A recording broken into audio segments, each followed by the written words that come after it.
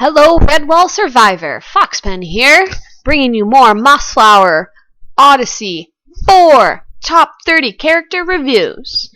The first category we're going to look at today is the beast who may or may not be crazy. This category is kind of a wild card. It was added after the fact. Applications have been opened when the category popped up as an additional bonus, so this is going to be a very interesting one. I'm not sure how it's going to play out in the contest. We're going to have a look at the applications here, and we have three. We have, starting off, Azalea. She's a whiptail snake. She's 32. Alright. Ro is met with darkness as he plunges into the cave. He finds himself wet with rain and short of breath after the long run here. Finding this cave is as much a boon as the storm outside to cover his tracks. Leaning against the wall, the marten relaxes, slowly sliding down onto his rump. They will never find me here. They will never find me here. He mutters as if repetition will make it come true. You know! Rose becomes alert as something stirs in the darkness. It is customary to knock before entering one's home. Lightning strikes, the thunder drowning out even Rose's shriek of terror as the room and the snake charging at him are both illuminated. Wrapping tightly around his leg as Ro rises to flee, the creature's tail effortlessly lifts him off the ground before slamming him against the far wall like a bullwhip. The wind knocked out of him, Ro can only watch as the beast draws ever closer. Only the serpent's unblinking eyes can be seen swaying back and forth as the beast closes the distance.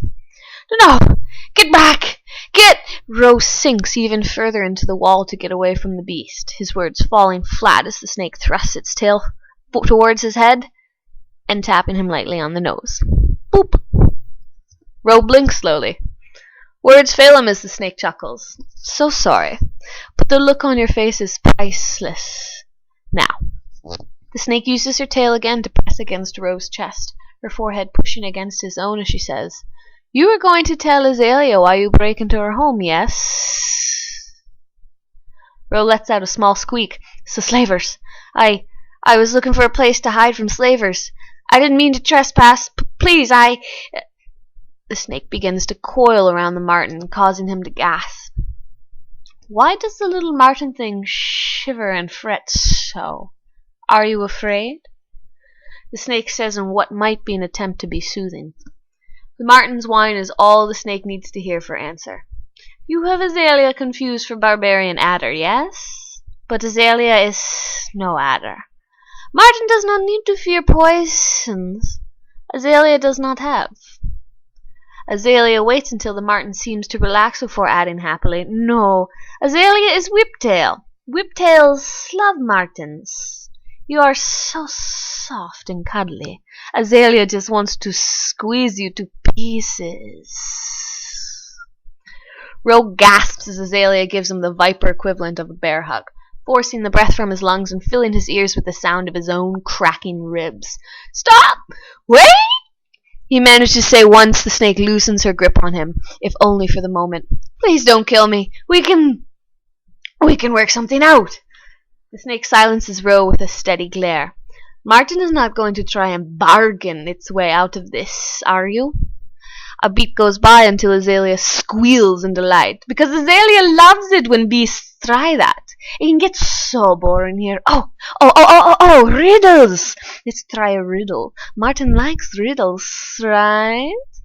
I do now, Marten gulps. And you won't kill me if I guess the riddle? Snake's honor. I will not kill Marten, Azalea assures him. Her grin is wide as a Cheshire cat. But if you fail, I'm going to snap your spine like a twig, okay? Using her tail, she pats the marten on the head and begins her riddle. What lives in the land of the looking glass? There are feet but no legs. There is a moon but no stars.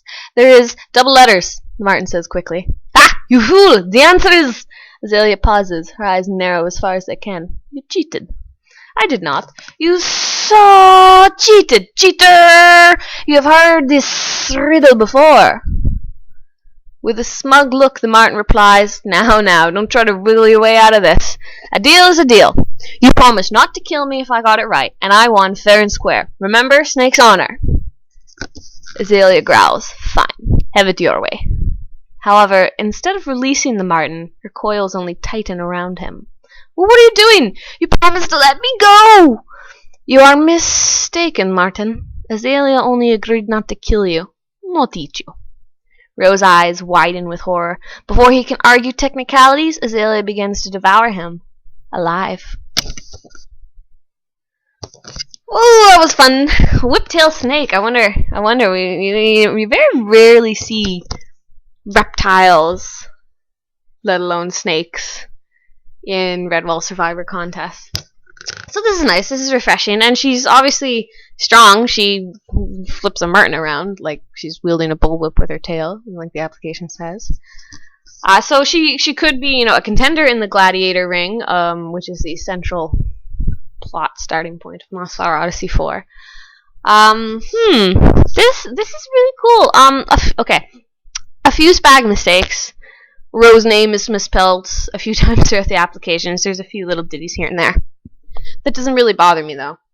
This is such a creative, interesting character. She's I don't know if she's insane or if she's just silly. This character could have fit into either category. The beast who may or may not be crazy or the silly beast. On that note, it's almost too silly. The boop, it's kind of weird to see in Redwall competition. We've seen weirder though, so really it's not that big a deal. It's just kind of, that's a little out of place. And I was giving her an accent that just slowly became kind of Khajiit because she's very sibilant. She's a snake. That's fine. I've played an owl, Noonahootin. He hooted in casual conversation. That's fine. That's just a gimmick of the species. It's fun. It just adds an extra dimension to the contest. But her sibilance was inconsistent, so just something to note, Azalea, if you get in, just try and rein in that sibilance. Give your character a voice that, isn't Amadeus, the viper we all know and love from the original Redwall cartoons, because that's exactly where my accent was coming from. Amadeus, or Asmodeus rather. Anyway, also she likes to play games. Azalea, definitely the snake. She plays games. She plays with her food. Once again, I don't know if that's insane. Cats do that. There was an incident in Journey to Carrigul where Nika, she was literally playing with Noonahootin's feathers. Like, some predator species just play with their food. So, I don't know if that qualifies for insane. This character is definitely silly. I'll give her that. I don't know if she may or may not be crazy, but I guess that's part of the mystery that's supposed to be there. We'll see. If you get in, make sure your character shows a little more of that. Is she crazy? Is she insane? Kind of enigma. Otherwise, your character's just silly. Anyway, congratulations for getting in the top 30. Azalea, good for you. I really like your species. That's fun. Snakes are awesome. I love snakes. And I'm going to move on to the next character now. So we have Leota Nettlekin. She is a squirrel. She's 65. And I gotta admit, I saw Vizon's avatar of this character, and it blew my mind right away. I actually rushed to the Beast who may or may not be crazy based on that avatar. And I read Leota first because Vizon's avatar is just absolutely hilarious. So let's take a look at Leota Nettlekin. The pudgy wildcat with brass buttons and his assistant, a rat, sauntered down the dank, mouldy underground halls of St. Alfie's home for troubled beasts. Screams echoed down the narrow passageways to deteriorating brick walls. The proprietor, a toad, cracked his whip at the beasts behind the bars, reaching out to touch the first company they had seen in months. Some shrieked wildly and beat their heads. Others stared catatonically. A shrew repeated the word fire. An elderly mink dressed in a blue nightgown sucked her thumb and grasped a doll. A young weasel pleaded with them. "Take me, please. You can kill me. Please kill me." What the wildcat snorted and rolled his eyes. I'm looking for a fighter, not a corpse. The rat echoed his master. Yeah, a fighter. That's all you got, Truggy, 'cause we ain't buying it. The toad shrugged and motioned forward. They walked on. A lizard chewed his tail. A sparrow flew circles around a cramped cell. A mouse in a monk's habit shouted at them with wide glowing eyes. Die, vermin! It is I, Martin the warrior! The toad struck the mouse with his whip. The wildcat looked at the rat, rolled his eyes, and they turned around to leave. Then a voice stopped them from the end of the hall. Yoo-hoo! Over here, dearies! An older silver-tailed squirrel smiled. She put down her knitting and waved at them from her cell. Would you travelers care for some tea? The toad pointed and nodded. The two approached the iron bars of the cell. Her radiant smile glowed back at them as she reached around the bars and effortlessly picked the lock with her knitting needles, swinging open the iron door for them. Come on in, sweeties. I know you've come quite the way to see me. Don't be shy. Let's have a chat. They entered incredulously as the toad motioned them in. The floor was carpeted with soft pelts. Hot coal sat glowing in the corner inside a stove made from broken bricks. A book sat open on a small table. Go on, sit down, she smiled warmly. She pulled the seats up for them, upholstered with hand-spun wildcat fur. The rat sat down, and then quickly got up, startled, upon realizing the upholstery covered a sizable, polished badger skull. Oh, please don't worry about Mrs. Malchazar, the squirrel reassured him. She won't mind. We were roommates for the longest time. We shared everything. She laughed gaily. Her two guests took their seats as she set out two knitted doilies, followed by two bright white teacups. She poured a hot, dark liquid out of a kettle hand-painted with blue flowers. The cat and the rat looked at one another. The squirrel gently stirred a pink syrup into her own tea with a mouse femur. Now I know what you're here for, Lord Gildefang. You want a reliable, practical slave, and I want you to know I'm simply delighted to join you. I will just need a few hours to pack up my things. She had many things to pack. Colorful sweaters in many sizes hung from the ceiling. Shelves, constructed from a mixture of mud and rib cages, covered one wall. Upon them sat plates and utensils and containers of herbs, as well as sculptures of nuts, trees, and a modest country house, all meticulously carved from bone. Knitted tapestries decorated the other wall, showing images of 2 older squirrels, 6 middle-aged squirrels, 24 baby squirrels, and agrarian scenery. I believe Mr. Trogwebb's price for me is very reasonable, but I'm happy to demonstrate my housekeeping skills if you'd like. The rat and the wildcat were staring at something else. Half a stoat sat in the corner. The blood was fresh. Oh, I'm so sorry. It must have been a long journey for you dears. Have you eaten? I ain't had a bite all day, the rat grumbled in his master's hearing. The squirrel stood up. Oh, you poor Dibbons. Yes, of course. I can cook up Mr. Vletspar for you if you'd like. He had the most delightful wild mushrooms growing in his cell to eat, so he's quite tasty, not stringy like most of his kind. Revolted, the rat vomited onto the beaver pelt on the floor. The wildcat handed a few silver coins to the toad before leaving. Deliver it tomorrow, he growled. Look forward to getting to know each other better soon, she yelled after them. Oh, okay, Leota. Okay, I see what all the fuss is about. This is a fun, quirky, gut-wrenching character. Kind of the same thing with Azalea, the beast who may or may not be crazy. Leota, you're clearly crazy. Nobody just eats other people and then makes shelves out of the ribcage unless there's some serious issue going on upstairs. But that's okay because she at least seems to be all there. It's not like she's like out of her mind, like the shrew muttering fire over and over again. But yeah, so she's definitely crazy.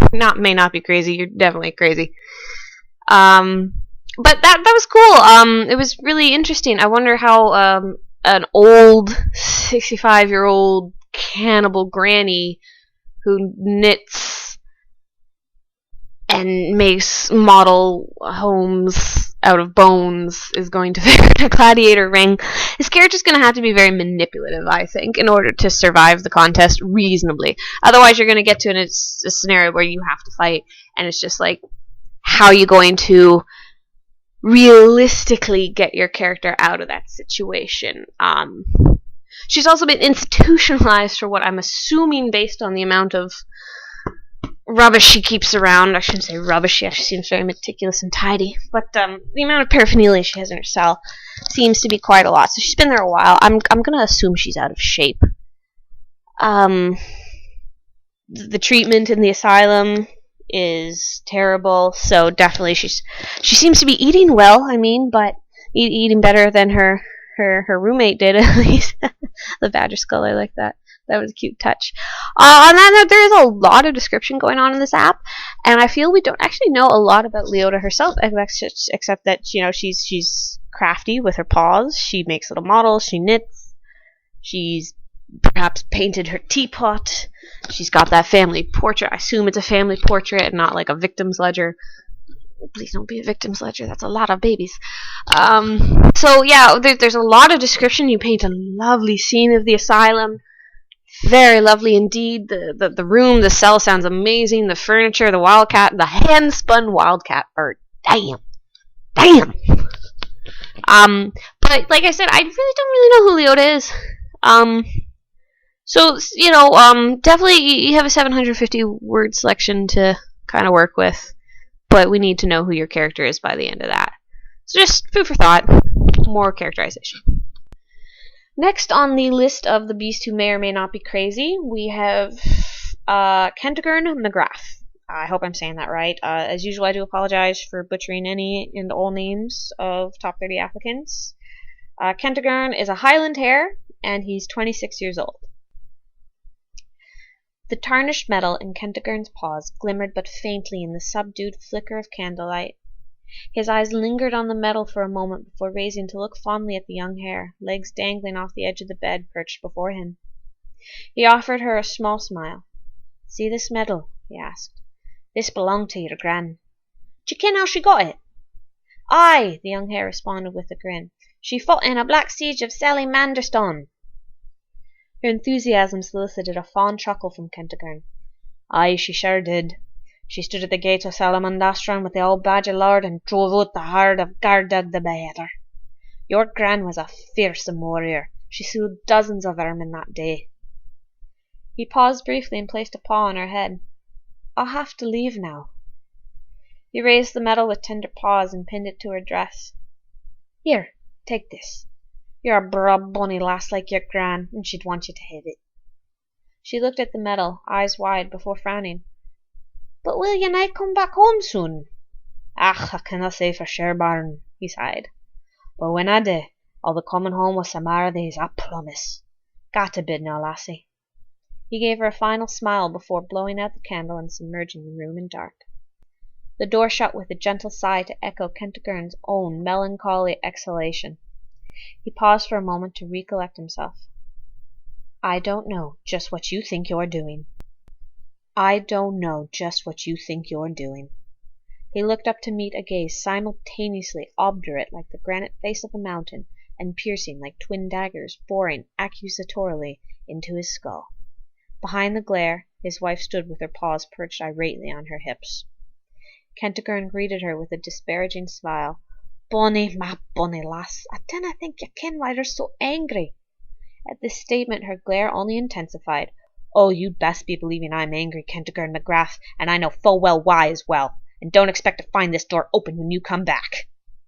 "Ugh, you're just—" he began. "No," she interrupted. "What you're just doing is leaving me and your dimon to go on some wild crusade that nobody asked you to. What did these beasts do to you anyway?" Her voice became tinged with a pleading note. "Look, Bonnie," said Kentigern, "I ken you're raised in Mossflower, and I ken I see things different there. But I also ken that I'm of the oldest island warrior stock. I've got the blood of justice running through my veins." He paused, eyes flaming like hellgates.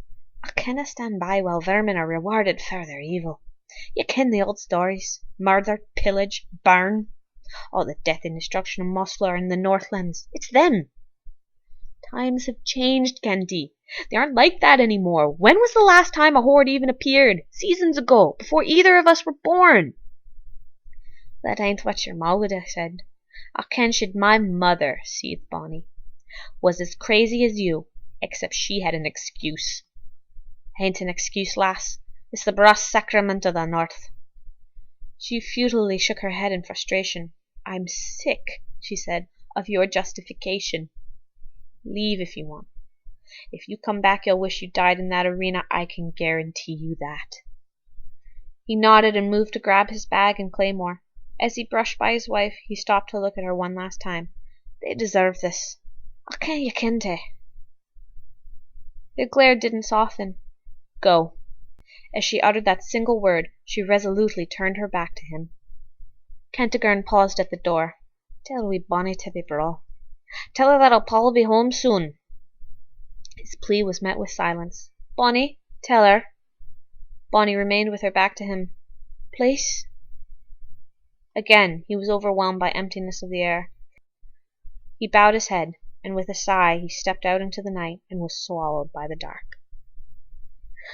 Bonnie the Bunny, is that a reference to Five Nights at Freddy's by chance? Probably not. Fantastic accent, Kenty. I had a lot of fun reading that. Rather, you did a really good and consistent job writing that. Strongly reminds me of Vanessa Fern from Mossflower Mossflower Odyssey 1, Journey to Carrigul. She too had that Highland accent. It's hard to write, so don't get intimidated and don't lose your confidence. Also, don't get carried away because that can put you in a bad spot too. So once again, no, the Beaster may or may not be crazy. Kentigern doesn't actually come across as crazy to me. He comes across as a dreamer. So he's I don't know if he's crazy, but he's fighting for honor, he's fighting for blood, he's fighting for something that he deeply believes in that his wife disagrees with. Does that make him crazy? Yes. Don't ever disagree with your wife. Who do you think you are, dude? But in all seriousness, I don't think this character's crazy. I'd be interested to watch him, definitely. I'd love to see him in a competition. However, this was not the category to apply for Kentigern, in my opinion, of course. Please feel free, everyone, to argue with me. I love that. By all means, we all have our own opinion, and I'm, once again, not here to step on anyone's faces over it. But it just, this character, he doesn't come across as crazy. He doesn't even, there's no possible way he could be crazy if this bit of literature was the only thing I'd ever have to know about this character, which at the moment it is. If you get into the competition, you're really going to have to push that whole, like, is he a dreamer? Is he legitimately just, like, nuts, clinging desperately to the hope of a reborn past culture, warrialism and feudalism and warriorlism. That's a real word, alright. Great app, Kentigern. Really nice writing. You develop your characters through a lot of dialogue, and I love to write dialogue. It's a tool that a lot of writers are intimidated by, but it's so great. It's one of those things where you just need to do, and you've definitely got a handle on that. So to summarize the category as a whole, we have 3 beasts of varying species and ages. That's fantastic. It's a good wide spread. The only thing is, in this wildcard category, none of the beasts seem particularly ambiguously crazy. Like, they could be crazy or they could not be. Who knows? You either seem silly, you seem just insane, or a dreamer. So this category could have been stronger, pushing that enigma of sanity a little bit more to the line, but they're all very well written apps, and really that's what it comes down to. We get 750 words to learn who these characters are. The writers are trying to cram as much as they can to get noticed without seeming cluttered, and it's very hard. 750 words when you're trying to get into a multi-week long contest against amazing writers, it's not a lot to work with. And the writing was all strong. Just in terms of crazy or not crazy, none of these apps particularly struck me as strong apps for the category. I can see them all in other categories.